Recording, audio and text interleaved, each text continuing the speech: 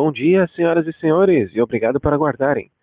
Sejam bem-vindos à teleconferência da Qualicorp para a discussão dos resultados do segundo trimestre de 2020.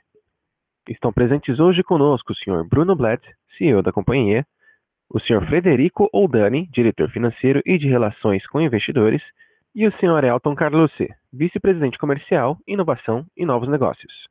Este evento também está sendo transmitido simultaneamente pela internet via webcast, podendo ser acessado no endereço www.qualicorp.com.br/ri, onde se encontra disponível a respectiva apresentação. Informamos também que este evento está sendo gravado e que os participantes ouvirão a teleconferência durante a apresentação da empresa. Em seguida, iniciaremos a sessão de perguntas e respostas, quando mais instruções serão fornecidas. Caso algum dos senhores necessite de alguma assistência durante a conferência, queira, por favor, solicitar a ajuda de um operador, digitando o *0. Gostaria agora de passar a palavra ao Sr. Bruno Blatt, que fará a abertura da teleconferência. Por favor, Sr. Bruno, pode prosseguir. Bom dia a todos. Que o conceito de bom preencha o nosso dia, preencha todos os dias. É nisso que acreditamos, é isso que nos move. Ser bom com o imperativo ético, ser correto, fazer o que deve ser feito em um mundo competitivo sem perder o rumo nem os valores que, se bem cultivados, melhoram o mundo. O mundo nos assustou.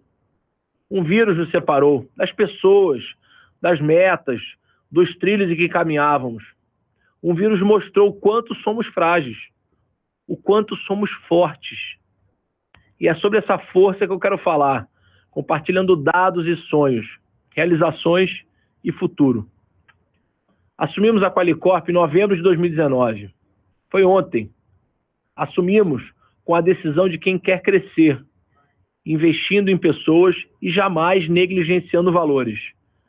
A pandemia nos uniu ainda mais, nos fez refletir sobre o supérfluo e o essencial, sobre a feliz escolha em assumir a liderança da Qualicorp e atuar firmemente em prol de seu objetivo maior, cuidar da saúde das pessoas. Ou temos em mente a razão do nosso existir, ou nos transformaremos em burocratas de uma organização sem sonho. Cada membro da família Qualicorp sabe que a dor que mais dói é aquela que nos chega nos momentos mais vulneráveis da nossa vida. E é por isso que precisamos de segurança, de tranquilidade para enfrentar as pedras que surgem no caminho de mãos dadas com o que cuidamos de nós. Cuidamos de pessoas. Essa é a alma da nossa organização. Se sabemos para onde ir, fica mais fácil caminhar. Fica mais fácil nos adaptarmos diante dos obstáculos. Mais fácil corrigirmos rumos e crescermos. Quanto mais crescermos, mais poderemos cuidar das pessoas. E isso é bom. E é por isso que o dia de hoje é bom. Foi assim que começamos. O mundo das inteligências artificiais, da robótica, da revolução informacional, não anula o mundo do respeito, da verdade, das relações interpessoais, do afeto. Eles convivem, e convivem com a consciência ética dos valores de sustentabilidade, diversidade e transparência. É possível e é preciso crescer sem destruir nem os outros, nem a casa comum que se chama natureza. Está nascendo uma nova Qualicorp. As nascentes são limpas e, se não as sujam, elas vão ganhando força e se transformando em rios cheios de vida que embelezam o mundo e alimentam as pessoas. Não compactuaremos com sujeiras, com mal feito, nem com nenhuma forma de desrespeito. Cada profissional da Qualicorp será tratado com dignidade, com atenção. Acreditamos na máquina, nas novas tecnologias, mas acreditamos ainda mais no ser humano. Começamos um novo jeito Quali de ser. E aqui resumo alguns passos do que já fizemos em tão pouco tempo. 1. Olhamos o passado, refletimos sobre os acertos e erros, incorporamos novos e competentes profissionais, pactuamos agilidades, transparência, valorização humana e metas. Repito, sabemos onde queremos chegar. Um modelo de governança que se torne uma referência para o mercado brasileiro e mundial, cuidando das pessoas sempre. 2. Olhamos nossa essência, facilitar o acesso das pessoas ao sistema privado de saúde, cuidar de cada momento, da abordagem inicial à negociação dos reajustes, da qualidade do serviço aos programas de prevenção, Queremos que os nossos acionistas, clientes e colaboradores sintam orgulho de uma companhia que dá resultado, provando que é possível fazer sempre do jeito certo. 3. Olhamos o mundo que sofre. Investimos mais de 15 milhões de reais em projetos de solidariedade, como a doação de 345 leitos para o Sistema Único de Saúde, a ampla distribuição de álcool em gel para comunidades carentes em diversos estados do Brasil, a doação de 30 mil testes rápidos e 10 mil máscaras para profissionais de saúde que trabalham em hospitais públicos. Se cada um fizer a sua parte, os dias serão melhores, os dias serão bons. 4. Olhamos a tecnologia como um expandir da consciência humana. Com ela, somos mais ágeis e transparentes. Com ela, reduzimos os danos que causamos ao meio ambiente. Já começamos. Reduzimos uma enorme quantidade de papéis, de produção de lixo, de serviços cansativos e desnecessários. Que a redução do tempo gasto com caneta e papel seja utilizado para a atenção que cada novo cliente nosso necessita. Que os novos dados nos ajudem a sistematizar os procedimentos, a corrigir as rotas, a agir rapidamente. 5. Olhamos e olharemos sempre as pessoas. Melhorar e ampliar nosso portfólio significa cumprir essa missão. Com foco no cliente, com foco nos corretores que fazem parte do que somos, que compõem a nossa riqueza. Cada corretor é um Brasil inteiro, nas suas diversidades, no seu jeito de ganhar a vida cuidando dos outros. São tantas histórias em tantos Brasis. São sorrisos por metas alcançadas, são emoções por vidas recuperadas e até algum adeus que sempre dói. 6. Olhamos para o negócio, para o segmento adesão e para o PME. Retenção e crescimento. Olhamos para o ecossistema de alto potencial. São mais de 1.200.000 clientes, mais de 35 mil corretores, mais de 500 entidades de classe e mais de 50 operadores de saúde. Somos o principal elo entre eles. Fazemos pontes e, sem falsa modéstia, sabemos fazer.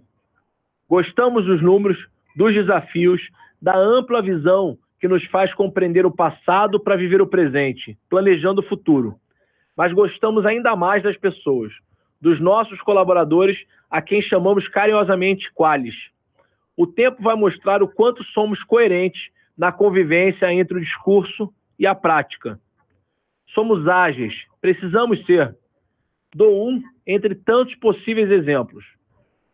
Logo no início da pandemia, no dia 16 de março, implantamos um home office modelar para mais de 2.000 colaboradores, com repertório de curso online, de acompanhamento nas dificuldades e de vibração nas conquistas. A eficiência foi tão grande que serviu de base para um plano de trabalho híbrido, já em fase de implementação. Desocupamos com isso 7 andares inteiros na sede da empresa em São Paulo e vamos devolver outros 5 até o final do ano, gerando uma economia de 18,8 milhões já em 2020. Saber para onde ir faz toda a diferença. Sei que vocês sabem disso. Mas ir mais leve nos ajuda a ir mais longe. Em pouco tempo, geramos uma redução de custos de 25% com a transformação digital dos canais de atendimento. Economizamos 24 milhões de redução de custos com modernização, digitalização e sinergia operacional. Conquistamos o selo do Great Place to Work e estamos entre as 150 melhores empresas para se trabalhar no Brasil, com uma nota de favorabilidade dada pelos nossos funcionários que subiu de 51 para 84. E o índice Orgulho por Pertencer aumentou de 42% para 91%. Saber para onde ir, repito. Ampliamos substancialmente nossa estratégia competitiva com as parceiras regionais. Assim Saúde, no Rio de Janeiro, Paraná Clínicas, no Paraná, Centro Clínico Gaúcho, no Rio Grande do Sul, Apivida, no Nordeste, Grupo Notre Dame Intermédica, São Paulo e Rio, e com o lançamento do novo Sul América Saúde e Adesão, que é um produto inovador e abrangente. O nosso dia é bom sempre que abraçamos um tema para viver e que envolvemos outras pessoas que acreditam no mesmo tema. Cuidar da saúde das pessoas é um tema bom demais. Temos mercado para crescer e temos vontade de crescer. E isso é bom. E temos um time de excelência. No nosso dia bom não cabe a palavra desânimo, nem os seus ecos. Mau humor, acomodação, distração. O nosso foco é o novo jeito quali de ser. A nossa força mora, inclusive, na nossa humildade. Mora na nossa consciência de que a estrada é desafiadora e que é por isso que é melhor irmos de mãos dadas, com decisão e com respeito, com velocidade e com atenção. E, sobretudo, com amor. Amor ao que fazemos. Amor às pessoas que compõem a nossa jornada. A jornada da nova Qualicorp. Obrigado a todas e a todos. Que seja um dia bom, que os dias sejam bons. Agora passo a palavra para o Elton, nosso vice-presidente. Bom dia a todos. Muito obrigado, Bruno. É um prazer estar com vocês em mais um call de resultados da Qualicorp. Depois dessa introdução inspiradora, eu tenho que dizer que a pressão está altíssima, mas eu prometo que eu vou me esforçar aqui para manter o nível do call, para manter a qualidade. E antes de passar, a palavra para o Fred, eu vou destacar rapidamente aqui alguns pontos relacionados à nossa estratégia comercial, falar um pouquinho do que a gente vem pensando para a PME, falar de fidelização e, por fim, dar um update rápido do que está acontecendo dentro das squads. E começando pelo lado comercial, falando um pouquinho de vendas, uma das novidades que a gente lançou recentemente foi o novo portfólio da Sul América, um produto inovador, eu diria que é um novo marco para a Qualicorp e para a Sul América, porque traz o conceito de produto familiar para dentro do produto coletivo por adesão. A gente tem 9% de desconto quando temos 2 ou mais vidas dentro do contrato, e certamente esse produto vai potencializar a diluição do risco atuarial e vai contribuir com a sustentabilidade da nossa parceria com a Sul América. Definitivamente esse é um produto diferente, inovador e que eu acredito que atende à demanda que a gente tem aí no mercado para esse tipo de produto.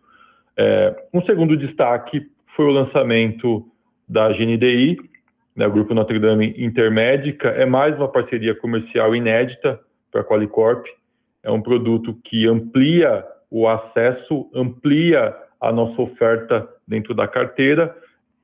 As vendas começaram agora, a primeira vigência é setembro e o produto já está disponível nos canais proprietários da Qualicorp, seja no time de vendas e na equipe de fidelização.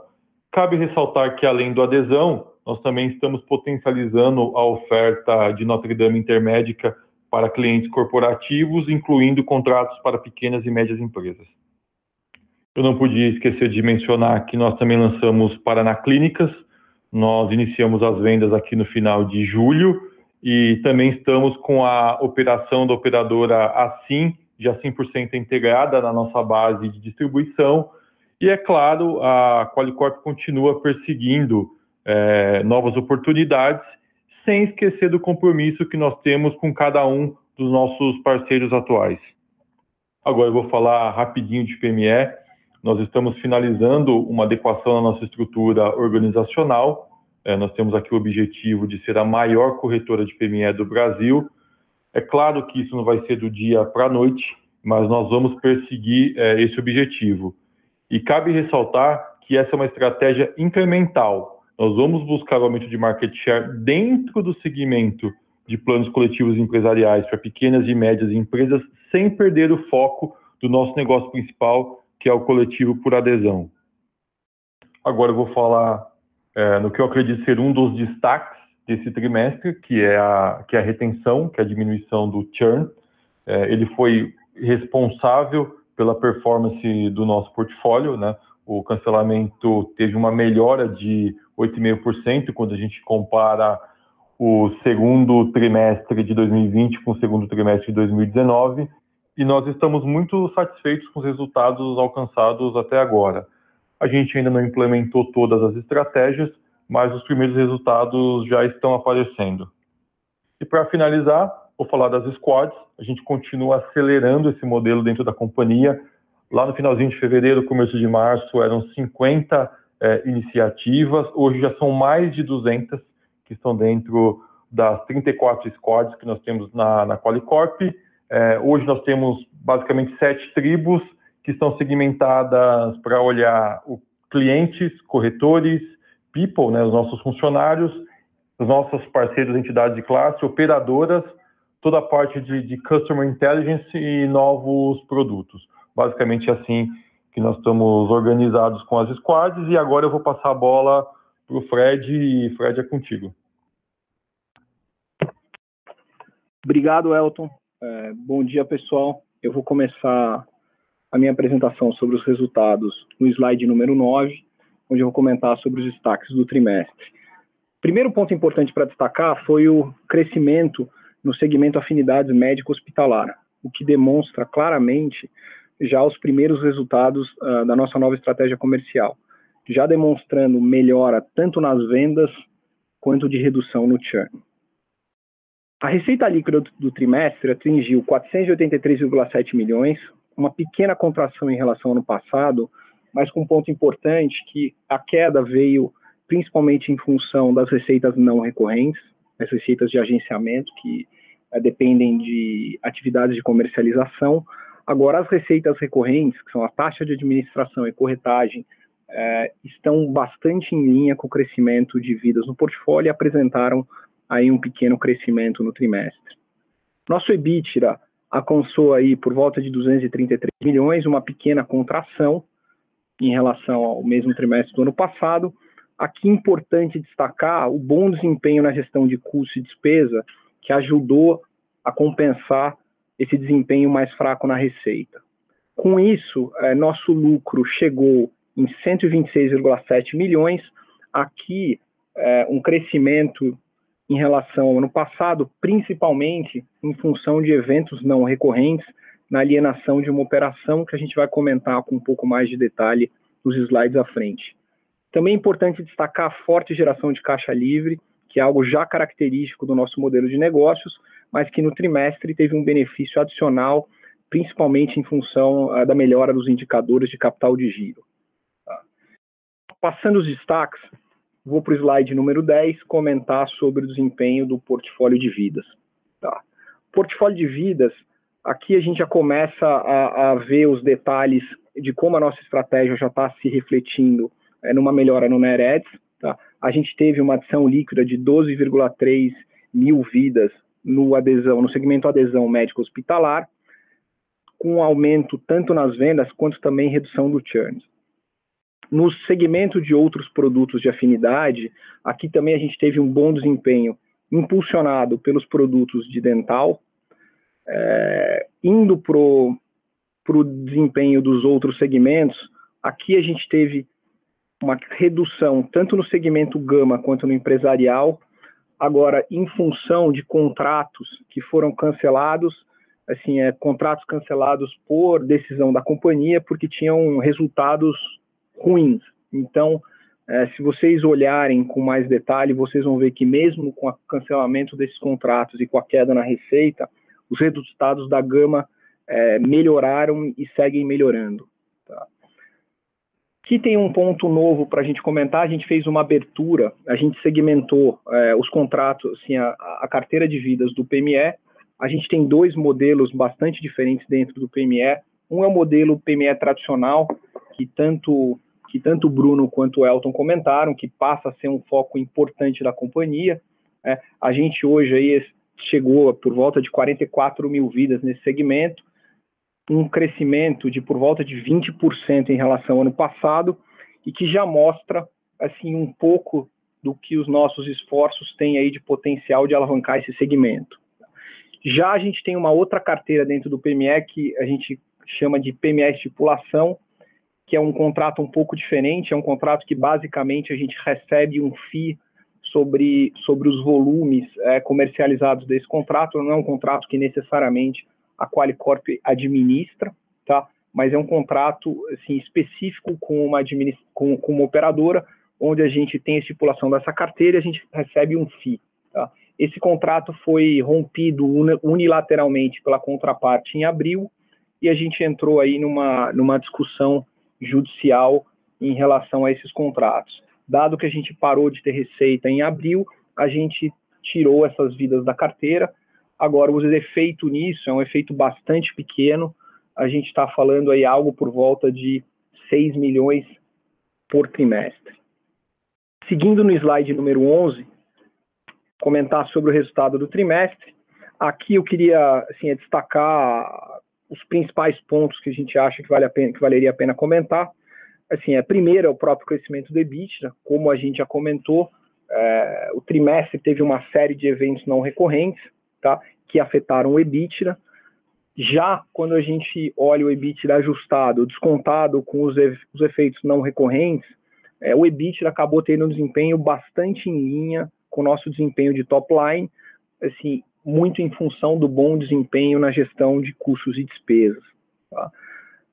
Seguindo nas linhas do P&L, também é importante destacar o aumento da despesa financeira que a gente teve em relação ao ano anterior.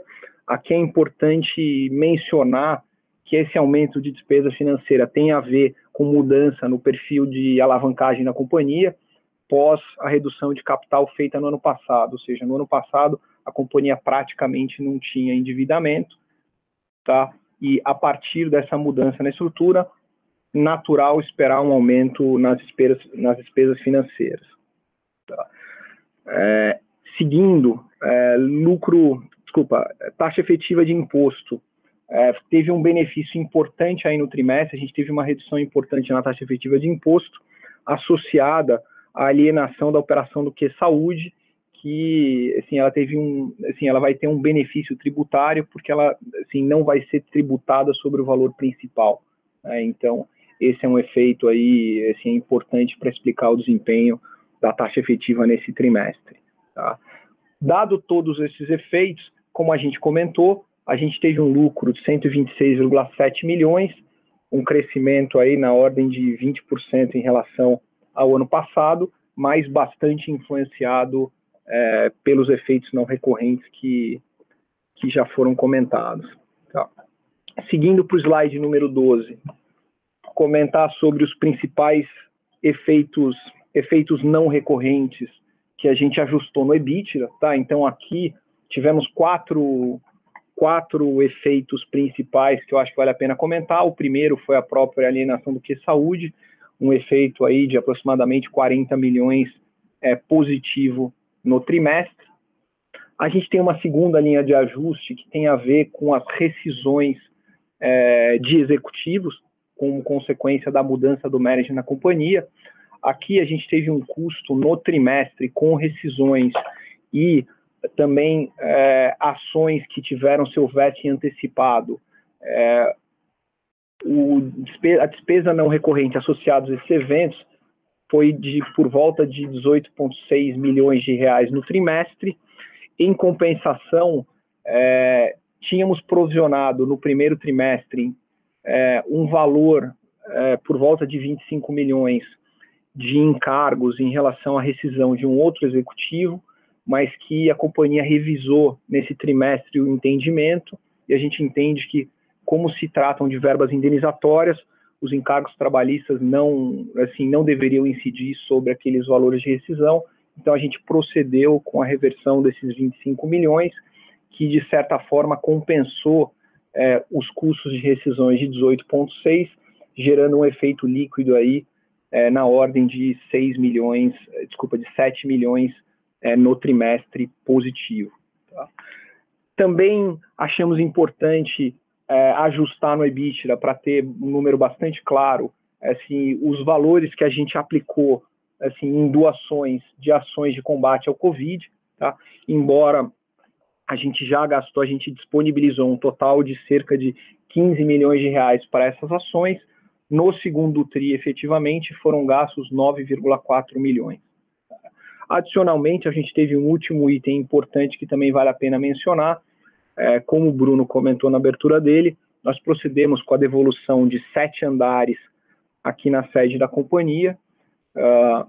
Esses andares, assim, com a devolução, a companhia teve que fazer uma baixa de todas as benfeitorias feitas nesses andares que ainda não estavam inteiramente amortizadas, e isso gerou um efeito de 12,2 milhões no trimestre. É um efeito não recorrente, é um efeito que normalmente nem passaria no EBIT, ele passaria na linha de depreciação, mas como isso foi feito de forma antecipada, ele acaba afetando o EBIT. Tá? Importante mencionar que isso é um gasto não caixa, e que a gente já passa a ter os benefícios da entrega desses andares no resultado daqui para frente. Dando sequência na apresentação, slide número 13, comentar sobre o desempenho de custos e despesas. Aqui, como eu já mencionei anteriormente, a boa gestão de custos e despesas ajudou a compensar a pequena queda que a gente apresentou na receita, mas aqui eu acho que mais importante do que discutir efetivamente assim, é o detalhe das contas no trimestre. Acho que aqui é importante comentar que a administração está fazendo um grande redirecionamento de recursos dentro da companhia. E isso vai começar a ficar cada vez mais claro nos números de custo e despesa da companhia. Tem um foco muito grande em redirecionar recursos para as nossas agendas de crescimento, ou seja, para todas as frentes que envolvem tecnologia, inovação, retenção de cliente, canais de distribuição, ou seja, ações que a gente entende que são fundamentais para a gente conseguir implementar a nossa agenda de crescimento. Em compensação, a gente vai ser bastante duro em buscar eficiência e cortes de custos em todas as demais frentes. Tá? A gente já tem uma série de oportunidades mapeadas, assim, de economias, mas que a boa parte dessas economias devem ser reinvestidas nas nossas frentes de crescimento. Tá? Por fim, também vale a pena comentar que dentro da parte de custos e despesas, a gente vai fazer uma profunda reformulação assim, no modelo de remuneração da administração. Tá? O novo management assim, já vem para a companhia com modelo de remuneração e incentivo assim, bastante diferente e é algo também que assim, vai ficar bastante evidente ao longo dos próximos trimestres, a redução substancial que a gente tende a ter em remuneração da administração a partir de agora. Seguindo na apresentação, a gente tem o último slide, onde a gente gostaria de destacar aqui o bom desempenho da geração de caixa livre da companhia. A companhia gerou 214 milhões de caixa no trimestre, assim, um crescimento aí de 50% em relação ao ano passado, quase 40% em relação ao trimestre imediatamente anterior. Aqui, assim, alguns pontos vale a pena destacar. Assim, primeiro, assim, a forte geração de caixa já é uma característica do nosso negócio. Nós temos um negócio com uma geração de caixa muito forte, com nível de conversão de EBITDA e lucro em caixa bastante alto. E nesse trimestre, especificamente, a gente teve dois efeitos importantes assim, que vale a pena comentar. Ambos impactaram aí positivamente o capital de giro, que a gente teve aí um ganho de por volta de 50 milhões no trimestre. Dois efeitos que vale a pena destacar são, o primeiro, uma redução substancial no montante de adiantamento para as operadoras, e um segundo efeito um pouco menor em relação a postergações de impostos federais dentro do programa de ajuda assim, ao combate ao Covid feito pelo governo. Assim, esse segundo volume é um volume um pouco menor, por volta de 15 milhões, mas que deve ser normalizado aí ao longo do terceiro trimestre. Tá? Então, esses foram os principais pontos que a administração achava importante a gente destacar em relação aos resultados do trimestre, e agora a gente queria se colocar à disposição para responder aí qualquer tipo de dúvida ou comentário em relação ao nosso resultado. Muito obrigado. Perfeito. Então, iniciaremos agora a sessão de perguntas e respostas. Caso haja alguma pergunta, por favor, digitem *1 em seu telefone. Se a sua pergunta for respondida, você pode sair da fila digitando a tecla sustenido. As perguntas serão atendidas na ordem que forem recebidas. Solicitamos a gentileza de tirarem o fone do gancho ao efetuarem a pergunta, porque dessa forma uma ótima qualidade de som será oferecida. A nossa primeira pergunta é do Sr. Fred Mendes, do Bradesco BBI. Fred, pode prosseguir. Bom dia a todos, obrigado pelo call. Eu tenho aqui duas perguntas. Uma começando aqui no assunto, se vocês puderem falar sobre o contrato com a GNDI, se vocês puderem falar um pouco mais sobre as parcerias, os detalhes dessa parceria, né? As regiões, já falou obviamente São Paulo e Rio, e se teve, acho que mais importante, alguma flexibilidade em termos de taxa por parte da Qualicorp para conseguir fechar essa parceria. Essa seria a minha primeira pergunta. E a segunda, acho que mais um entendimento, mais do que nesse TRI em particular, mas na linha de comissões ali de custo, era uma linha que, acho que lá atrás, no final do ano passado, esperava-se uma redução, depois a empresa falou que o foco era crescimento e que poderia estar focando nessa linha, mas eu só queria entender, daqui para frente, teve um aumento aí relevante de uns 10% TRI contra TRI, como é que a gente deve esperar essa linha de comissões daqui para frente? Obrigado.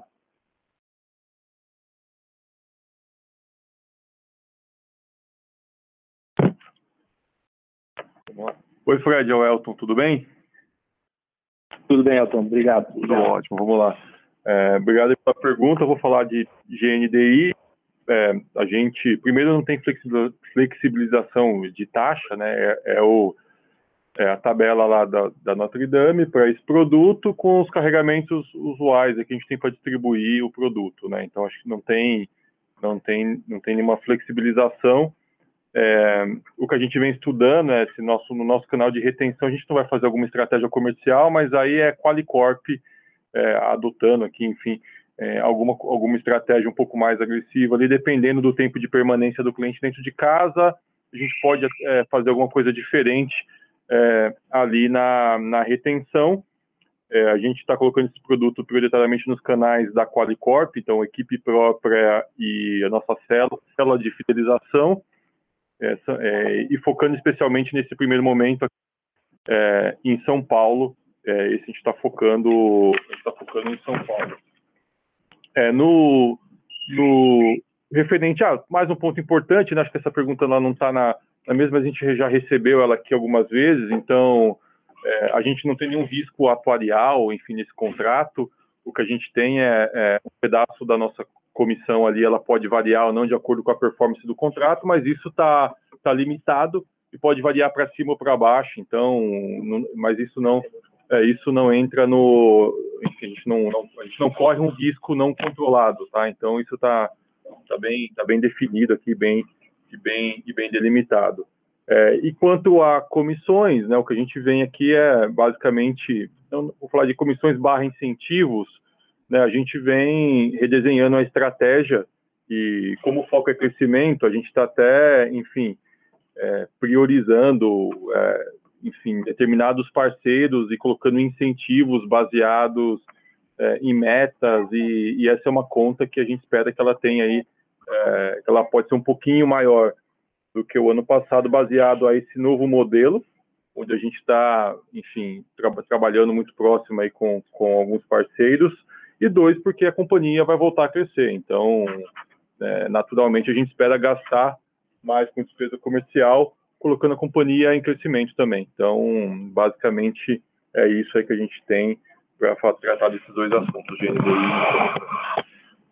Fred, deixa eu só complementar, Bruno, que está falando. A parceria com a GNDI é uma parceria de uma expectativa alta da nossa parte. Como o Elton bem colocou, estamos iniciando com um projeto estritamente para o canal próprio, para a equipe própria, célula de retenção e fidelização.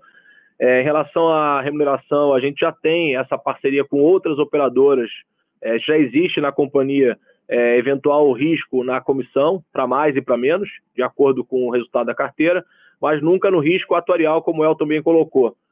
O nosso negócio aqui não é tomar risco no sinistro, nós não fazemos preço, não fazemos regulação, não gerenciamos a rede, isso é o papel da operadora. Então, a gente, reforçando esse ponto, a gente já tem a parceria com algumas outras operadoras no mesmo modelo que a GNDI. Então, estamos sim entusiasmados com essa possibilidade, com a aproximação de novo da GNDI, não só no segmento adesão, mas num combinado de crescimento de carteira do PME e do segmento empresarial também. Tá bom, Fred? Perfeito, Bruno e Elton, obrigado, muito claro. Se só me permitir um follow-up rápido aqui, é óbvio, né, que esse contrato com a GNDI deveria impactar aí nas duas frentes, né, tanto em venda bruta quanto em redução de churn. Mas me parece ali, até por uma pressão do terceiro TRI, bem que vocês postergaram aí grande parte dos aumentos para o quarto TRI, mas você acha que está mais ou menos correta a leitura de que no primeiro momento essa parceria pode ajudar ainda mais no churn, e obviamente as vendas brutas elas vêm com o tempo, mas no primeiro momento ela ajuda mais no churn? Obrigado. Sim, a gente acredita bastante. É claro que quando a gente olha o o leque, né, de produtos, esse era um produto que a gente não tinha nos nossos canais internos, especialmente na célula de fidelização. Então, a gente tem uma expectativa de que ele vai complementar bastante, especialmente aqui em São Paulo, e nesse primeiro momento, prioritariamente, está até focando na retenção, nos scripts, na parte de inteligência, fazendo as marcações na base, colocando isso, porque, enfim, a gente recriou todo o modelo aqui, né? Tem uma inteligência por trás da retenção, né? Então não é só ali o operador fazendo todo o processo, ele tem um script por trás mais inteligente. Então a gente está rodando os modelos de aderência, está investindo um pouco mais de tempo, né, na fidelização nesse momento, porque, enfim, no nosso canal ali, equipe própria, o pessoal de certa forma já até conhece o produto. E aí, nesse momento, eu diria que 80%, 70% dos nossos esforços no lançamento estão relacionados à fidelização, à retenção, tá? Perfeito. Obrigado, Elton. Nada. Nossa próxima pergunta é do senhor Tobias, do Citibank. Tobias, pode prosseguir. Olá, bom dia, obrigado a todos. Eu queria só falar um pouco, entender para vocês como é que vocês enxergam a tendência de churn daqui para frente, levando em consideração que vocês já evoluíram bem no trimestre e todas as iniciativas que vocês têm e estão fazendo agora também. Em segundo lugar, queria que você falasse um pouco a respeito da estratégia também dos pilares, que é aumentar a penetração nas afinidades. Quer dizer, o que vocês estão pensando exatamente, quando a gente pode eventualmente começar a ver alguma coisa relacionada a isso? Obrigado de novo. Então vamos lá, Tobias. Elton de novo aqui, obrigado pela pergunta. Churn, né? A gente teve um resultado, eu diria, foi bem surpreendente aí no segundo trimestre. A gente vem alguns meses, a gente tem uma boa parte das squads trabalhando efetivamente em fidelização. Diria que a gente começou por lá, né? Os modelos preditivos, as modelagens, clusterização, definição de personas. A gente não implementou tudo ainda. A gente, na verdade, eu diria que a gente implementou nem 20%, 30% do que a gente gostaria de ter implementado, até porque são estratégias segmentadas. Uma coisa que a gente não controla, claro, é a variável macroeconômica. A gente sabe que tem uma sensibilidade grande nessa questão do churn, então tem algumas perguntas de como é que a gente fica, né, pós-Covid, como é que fica a questão de PIB, etc. Essa é uma variável importante para a churn. E, por um outro lado, a gente, como comentei anteriormente, trouxe alguns produtos que a gente não tinha, né? Então, a gente, enfim, dando destaque aqui para o lançamento, que foi GNDI, mas a gente também acabou de lançar o Assim, e tudo isso está sendo inserido na nossa estratégia de retenção. Então, eu diria que a gente tem coisas que podem diminuir e que a gente vai continuar implementando, mas também tem essas questões macro, que para a gente, enquanto a gente fala aqui, o pessoal está trabalhando para entender os impactos, tá? Agora, é claro que a nossa expectativa é que a gente continue ainda melhorando, aprimorando e diminuindo o churn, mas essa variável macroeconômica ela é muito importante. Eu diria que ela, dentro da modelagem, ela é quase 80% aqui do modelo são questões financeiras, tá? Então, isso aqui é super importante. E o ponto 2, para falar de penetração, eu vou convidar uma pessoa que não estava aqui na abertura do call, mas está aqui na sala conosco, o Pablo Menezes, outro vice-presidente da companhia, que vai falar um pouquinho da penetração, entidades aqui que a gente vem pensando. Tobias, bom dia, é um prazer falar com você e com todos aí que nos ouvem. A nosso relacionamento com as entidades, a gente tem trabalhado aqui na Qualicorp um relacionamento muito mais próximo com as entidades, muito mais próximos dos nossos clientes, dos usuários da Qualicorp e daqueles que ainda virão a ser usuários da Quali. E como é que a gente tem feito essa proximidade? Número 1 é entendendo as necessidades desse público. E aí, quando eu falo desse público, nós trabalhamos com mais de 500 entidades de classe. E dessas 500 entidades de classe, cada uma delas posicionada em um canto, em um local do nosso Brasil. Então, a gente precisa entender as necessidades, as características, os produtos, os tickets. E isso casa muito com a estratégia aqui que o Elton, o Bruno e o Fred já falou, de fidelização, mas também de crescimento de mercado.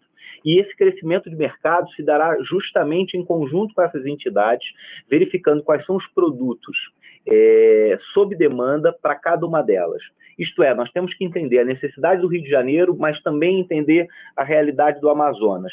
E aí, entendendo essas realidades, em parceria com essas entidades e também com as operadoras, é que nós vamos entregar os produtos mais diversificados para atender os Brasis que se apresentam para cada um de nós.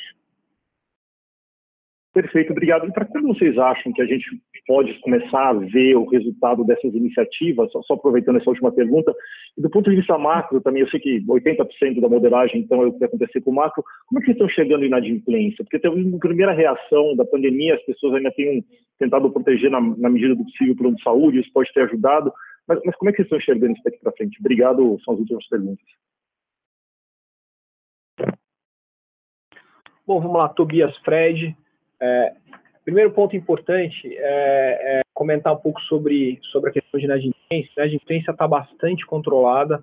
Eu acho que um ponto assim, teve um ponto importante em relação à postergação dos reajustes, tá? Que, assim, normalmente, o momento do reajuste, no pós-reajuste, você tem não só perda da carteira, mas também, assim, com os aumentos, você acaba tendo um aumento dos problemas financeiros. Então, assim, a suspensão do reajuste ajudou aí a manter a inadimplência controlada.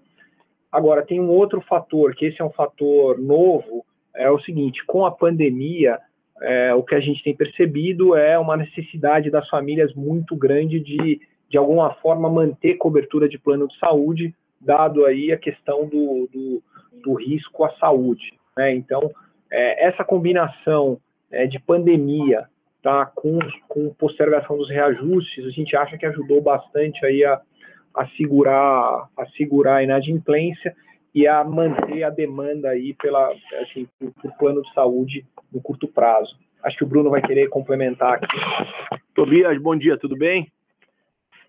Obrigado pela pergunta. Deixa eu só colocar uma questão em relação aos resultados que você perguntou, quando é que a gente espera. Eu tenho conversado bastante com todos vocês, reforçando que a nossa visão é de longo prazo, né? A gente está aqui num processo transformacional na companhia, pensando no longo prazo, não estamos mirando no curto prazo, e essas transformações todas que a gente está conseguindo realizar nesse curto espaço de tempo, principalmente na expansão regional e na abertura de novos parceiros locais, que vão aumentar a penetração das entidades, mas vão também dar mais opções para os nossos vendedores de plano, para os nossos corretores distribuírem, fazerem renda, certamente isso vai trazer um resultado sólido, sustentável no longo prazo. Então, no curto prazo, a gente já percebeu uns avanços importantes. O exemplo do Assim, que acabou de começar mês passado e já foi acima da nossa expectativa de meta, não só no primeiro mês, como já no segundo já está apontando. Então, a gente acredita que essa demanda reprimida, essa necessidade dos usuários e das entidades e dos vendedores, dos corretores, era algo latente que a gente está atacando com muita seriedade, com muita diligência, essa expansão nacional, olhando de forma regionalizada. Então, a gente está mirando resultados realmente de médio e longo prazo, apesar de em tão pouco tempo a gente já ter conseguido tracionar muita coisa. Perfeito, obrigado de novo. Nossa próxima pergunta é do Sr. William, do Credit Suisse. William, pode prosseguir. Bom dia a todos, obrigado pelo espaço. Aqui é o CP do Credit Suisse, estou junto com o William aqui também do Credit Suisse. Bom, em primeiro lugar, parabéns pelos resultados, realmente surpreendeu bastante, assim, positivamente, e acho que dá uma boa direção aí do longo prazo. A gente tem algumas perguntas, né? A gente vê que vocês tiveram uma gestão de custo e despesa muito responsável, conseguiram fazer várias coisas, mas a gente sabe que a Qualicorp sempre teve algumas distorções, on-off, né? Positivas ou negativas nos resultados. Para que a gente tenha um pouco mais de visibilidade, né? O que vocês acham? Quão longe vocês estão do nível de estabilização, tanto de margem bruta quanto de G&A? Né? Essa acho que é a primeira pergunta. Depois, a segunda pergunta é o que vocês estão sentindo no mercado agora de afinidade, pós-pandemia, que agora já passaram alguns meses, né? A procura está aumentando, o que está acontecendo nesse mercado? Terceira pergunta, em relação à evolução de ticket, o que vocês estão vendo aí, se existe alguma pressão de ticket, quão forte está isso? Mesmo porque vocês até estão entrando em outros produtos também, obviamente, né, para poder competir nesse mercado. E a quarta pergunta, a ideia que vocês tiveram de PME administrado, né, em que vocês viram estipulantes, como vocês estão sentindo aí a recepção comercial disso? Muito obrigado.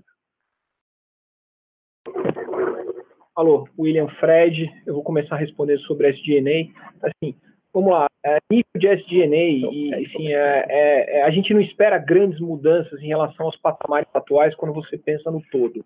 Agora, dentro das linhas, você pode esperar bastante mudança. Assim, por exemplo, a parte, como você já viu, a parte de comissão, sim, a gente pretende usar mais recursos para estimular o canal, em campanhas, enfim. A gente deve investir mais em geração de leads, a gente deve investir mais em tecnologia nas squads. Em compensação, você vai ver isso ser financiado pela queda em diversas outras linhas. Tá? Então, para citar alguns exemplos, ocupação, né, assim, com a devolução dos 7 andares, e a gente tem já algumas frentes assim, mapeadas que têm savings relevantes. Na questão de remuneração de administração, o saving em relação ao cenário que a gente tinha anteriormente é bastante relevante. Então, não espera grandes mudanças a hora que você olha o consolidado das contas, mas assim, você pode esperar bastante mudança na composição entre as contas, porque assim, como o Bruno comentou, a gente tem um plano de crescimento, a gente precisa investir em algumas frentes, e essa, por exemplo, é uma empresa que ela tinha orçamento zero de inovação. Tá? Então, isso é algo que para a gente não funciona. A gente vai assim, ter que investir bastante em tecnologia, boa parte das frentes que o Elton está trabalhando em retenção de cliente, nas squads, mesmo nas frentes de crescimento, precisam que a gente invista em algumas frentes. Tá? Então, eu acho que a principal mensagem é não espere grandes sustos a hora que você olhe assim, custo e despesa no total, mas pode esperar bastante mudança nessa composição para frente. Vou passar aqui para o Elton ter que completar as respostas. Ok, vamos lá. Então, Maurício e William, vamos lá, vou seguir aqui. Mercado, né, de afinidades, que a gente tem visto aqui, falar um pouquinho de terceiro TRI.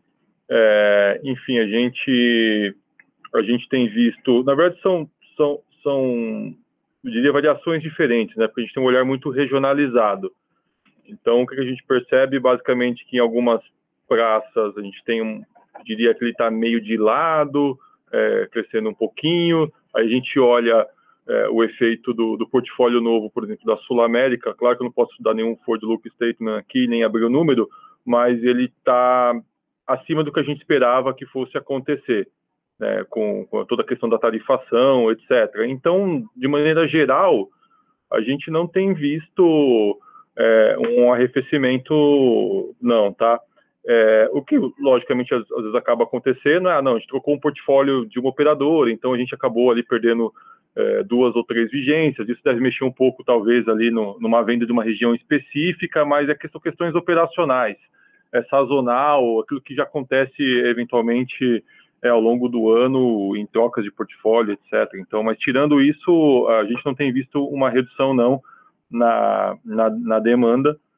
Então, a gente, enfim, a princípio, a gente não tem visto. É claro que, a médio e longo prazo, a gente sempre olha a questão macroeconômica, né? Então, eu diria que hoje a gente está mais preocupado ali com o macro de médio e longo, quanto tempo a economia vai demorar para se recuperar, a questão de renda, etc. Basicamente, esse hoje é a nossa principal discussão, porque a gente acredita que a gente está cobrindo, até de uma maneira mais rápida do que a gente imaginava, os gaps de produtos, e a gente continua perseguindo isso para tentar zerar esses gaps regionais o mais rápido possível, tá? Então, aqui, isso não me preocupa, hoje não nos preocupa, a questão aqui é mais macro. Evolução de tickets, a gente pode sim ter uma diluição, mas é pelo crescimento dos tickets do low-end ali, não pela redução dos demais tickets, né? Como eu te disse, a gente está tendo um desempenho melhor de alguns produtos de ticket um pouco mais elevado, que para a gente enfim, é muito bom, mas é claro que é natural que pode ter uma diluição, porque a gente está aumentando a participação de tickets um pouco mais baixo dentro da nossa base, né? Isso, a princípio, não vai ser uma redução das vendas dos produtos de ticket de médio alto, tá? Definitivamente não é isso que a gente está vendo dentro de casa. Falando de PME, por último, a gente tem a discussão, sim, de alguns modelos diferenciados para PME. Essas discussões estão andando.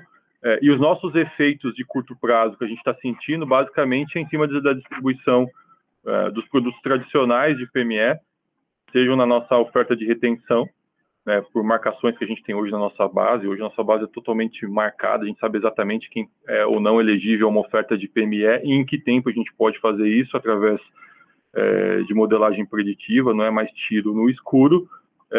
E é nesse sentido que a gente está vendo uma grande oportunidade, porque, enfim, a gente consegue distribuir qualquer produto de saúde aqui dentro da base. Então, a gente está animado com os resultados que a gente vem obtendo com o PME tradicional, e a gente espera muito em breve ter modelos diferentes da Qualicorp, e aí sim usando toda a nossa plataforma tecnológica, como a gente pode colocar um produto desse dentro dos nossos canais tradicionais de distribuição.